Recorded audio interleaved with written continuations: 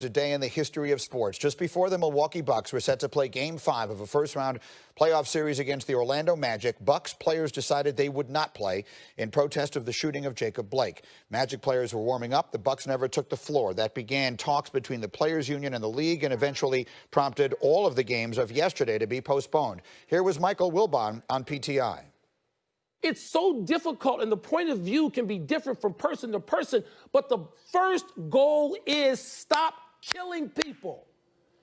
And Tony, I told you all spring, I am not singing Kumbaya. I don't believe that the country has made a turn. I don't, because people are still getting shot. When people are not shot anymore, then I'll say, okay, let's hold hands and sing Kumbaya. But I told you all spring, I'm cynical about this. This is why. Kenosha, Wisconsin is why. Richard Jefferson and Stephen A. Smith are with me here, and if there's one thing I know all three of us share, it is enormous respect for Michael Wilbon. And Stephen A., there is one big question I want to ask you, but before I do, I just would like to get your thoughts today. As we have seen yesterday, a day unlike any we've ever seen before, and we don't yet know what today will bring. What thoughts are first and foremost on your mind today? Well, my thoughts are I'm proud of the players for taking the stance, taking these stance that they've taken. In an effort to bring attention to the plight that the African-American community faces. The NBA is made up of a league at least 75% black, and on far too many occasions, the impression has been, at least from the outside, entertain us, shut up and dribble per se, and go to hell home and be happy with what you have. There are so many people in America that treat these guys like they should be grateful, and it's not that we shouldn't be grateful. It's that they work their tails off for it. They put their feet to the pavement. They went on their grind. They did everything that they could to earn what they have. And they come from communities that are voiceless, people that are disenfranchised, that are marginalized, that are minimized on so many levels throughout American society, in the workplace, in the schools, and beyond. And as a result of that, what do? They come home to these individuals that are subjected to this kind of discrimination, these kind of behaviors, this kind of prejudices, and they have to listen to it, and then they have to endure certain experiences themselves. They see rules are a little bit different for white coaches than it is for black coaches. They see rules are a little bit different for white executives than it is for black executives. They see the paucity of black ownership in the NBA and throughout major professional sports. And they say, this is what we're dealing with. And that is enough in and of itself. But then to see people shot in cold blood, like dogs in the street. You see a George Floyd having an officer kneel on his neck for 8 minutes and 46 seconds. In the last 2.5 minutes, George Floyd wasn't even responsive, and he still wouldn't take his knee off of his neck. We saw Walter Scott shot in the back 8 times. We've now seen Jacob Blake with his kids in the car shot in the back 7 times. We've seen Philando Castillo shot after informing a cop, I have a firearm in the glove compartment. He's in the car with his girlfriend sitting next to him and his child in the back seat, and the officer still shot him. It doesn't matter where you are. Of course, they brought up Breonna Taylor, who was in a home, a wonderful young lady, age 26, with a whole life ahead of her, and she gets blown away by law enforcement officials. There are no arrests. There's no indictment. There are no charges. And then, of course, last but not least, you had Milwaukee yesterday with the Milwaukee Bucks. Why? Because the attorney general, the lieutenant governor, and the governor of Wisconsin appeared to be dragging their feet, and they said enough is enough. We have to do something. There's an inordinate amount of pressure that is placed on the shoulders of these athletes, not just because of themselves, but because of the communities from whence they come. And you have people speaking, pleading with them to help. And remember what I told you before, Greenie, a white man comes to work with a job to do. A black person comes with a responsibility. Make sure you do this. Make sure you say that. Please don't touch. Please touch on this. Trayvon Martin was not a sports story. I could not walk a block in an African-American community throughout this country and not hear, Stephen A., you got to bring up Trayvon Martin. And it was not a sports story. Why? Because I'm a voice. And the voiceless were crying out for those from our community to give a voice to them. That is what we deal with every single day, which is why Charles Barkley said it is exhausting being black at times. But the bottom line is we are here. We are here for a reason, and we can't be tired even when we are tired, because the fight never, ever ends. And it's the only way to survive, to continue fighting for what's right and what is just. And that's what we're looking at right now. The NBA may not be the culprits per se, but they are a part of the society that plays a big role in being a culprit towards a disenfranchised community in this nation.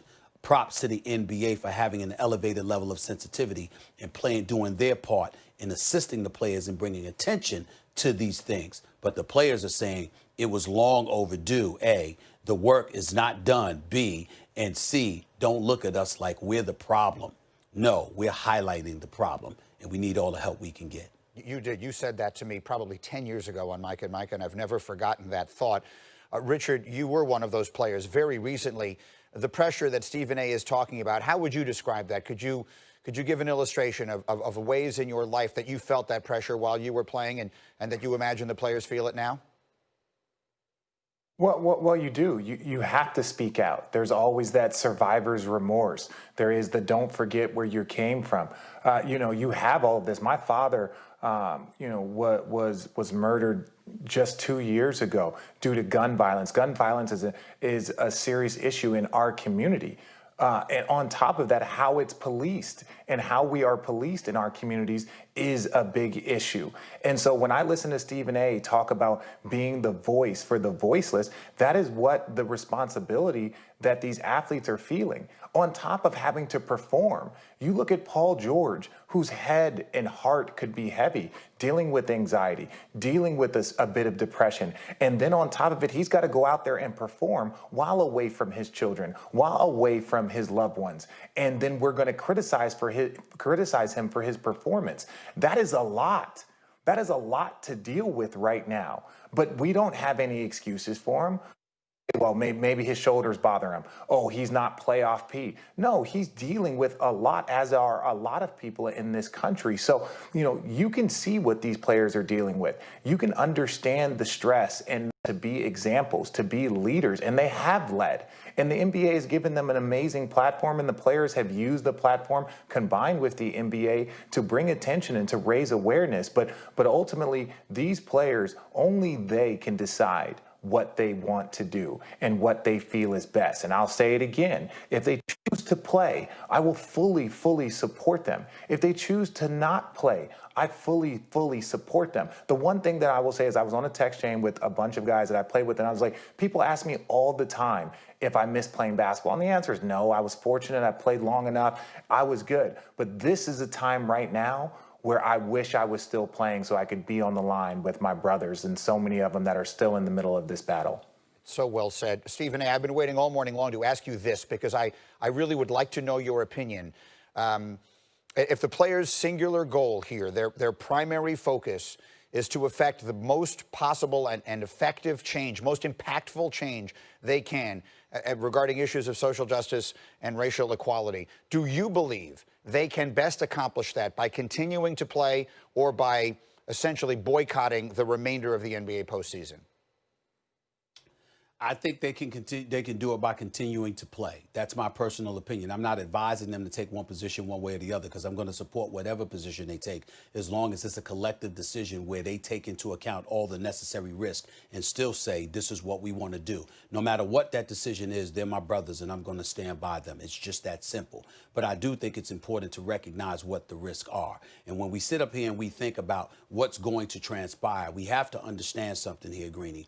You have a situation where you have the NBA looking at them. I had somebody in the league yesterday tell me this. This is last night at about 1 in the morning because I've been up since 4 in the morning until 4 in the morning, talking to numerous owners, executives, coaches, players, etc.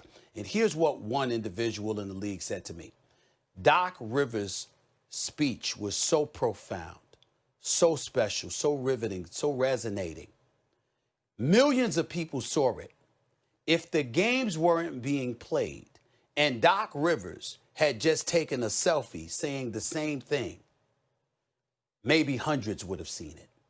The fact of the matter is the point that was being made is that his team playing and participating in this bubble has elevated the level of pro for the players. The vast majority of them, LeBron doesn't need it, but most of them do. And as a result of it, we believe The NBA is having a profoundly positive impact on what the agenda for the NBA players are. Now, obviously, you can listen to something like that and you can say, okay, you're the NBA, you spent about $200 million in the bubble. You had already lost hundreds of millions of dollars, if not more. You can talk to the players about how they'll lose hundreds of millions of dollars in player salaries alone if the games don't continue, how there's close to $1 billion at stake if there's no NBA finals on ABC because of the league's television contract with the network. You can point to the billions that are going to be lost and say that might be motivation for the owners or league executives and what have you saying such things. My point is, are they telling the truth or are they not? And if they are telling the truth, and you as players of dollars, because a collective bargaining agreement is going to reopen and what have you, those are risks that you have to take into consideration before you make this decision. We have to remember, they did not come back to play in the bubble just because they love the game of basketball. They came back to protect the vast majority of the collective bargaining agreement they had reached with the league a couple of years ago. Because had they not done so, the league gets to rip up the CBA, come back to the table, taking into account the losses accrued and the losses they're projecting to accrue, and saying to the players, we partners, right? So we lost all of this. It could be $4 billion, it could be $5 billion. Where's your stake that you're willing to give back? Because you got to give something back. This is the kind of stuff that led to Chris Paul, LeBron James, and everybody else in between, the Andre Iguodala's of the world and others who are on the executive committee and stuff. This is what led to them electing to come back to play. They have to remember that when they're sitting down to make a decision going forward. And if they say, we know, we got it, but we're still, a lot of owners would support them as well, assuming that you're willing to, suffer in terms of economic losses just the way we will suffer. Nobody wants the games not to continue, but you have to take those things into consideration and understand what you're working with and what you're working against in this climate. That's such an important point. And so, Richard, I guess I would just ask you on the issue of unity or unanimity, if you will, how important do you think it is that whatever it is the players decide to do, that they consult everyone, that they're going to meet today at 11 o'clock. They need to emerge from this doing something with one voice. That feels very important here. How does something like that get done? Well, I think that was a little bit of the confusion with the Milwaukee deciding to sit out. Everyone supports them. There's not one guy in that bubble that didn't support that move. The only issue is inform the group that this is what we're considering. This is what we're thinking. We're letting you guys know. And I don't think that was fully communicated, even though everybody supported him. And in that meeting, Woj talked about it. They felt like the Milwaukee Bucks were getting a little, not on the defensive, but trying to explain themselves. And Jaylen Brown stood up and said, hey, look, you don't have to explain anything. We'll fully support you. And that is a great point. But it's the same thing. Everyone doesn't have to agree when they come in, but they do need to say we're united. It's like, hey, maybe there's guys that want to play and the majority of the group decides that we don't want to play. And then all of a sudden it's like, okay, I'm outvoted here. I will stand next to my brother. So to your point, it is about having a unity. It is about a united message. And let's look around and see what happened. Next thing you know, baseball games have been postponed. You start to look at athletes across the globe are starting to sit out. And so these are things that are like, once you are united, then everyone can unite around you. But if there's any division, that division will be used against you. Stephen, I just have a moment here because I need to let you start getting ready for your show about 15 minutes from now. First Take, of course, here. Take your time, Greeny. On ESPN. I'm good. I'm good. Take your time. Fair enough. Thank you. My question to you is, you said that you were on the phone with so many people until 4 o'clock this morning. We know that there are simultaneously today plans for at 11 a.m. a Board of Governors meeting and the players to meet. What are the things that you are expecting to happen today? What should we as fans and all of us, what do you know of what will happen today and the expectations for what this day might bring? My expectations, A, is that there won't be any games tonight. B, that the likelihood that there will be any games before the end of this weekend is a worse than 50-50 proposition. C, that the NBA will stand up and remind these guys, while we understand that, your position and we will expect how much all of this has hit you, let us remind you, we're not the enemies here. We're your friends.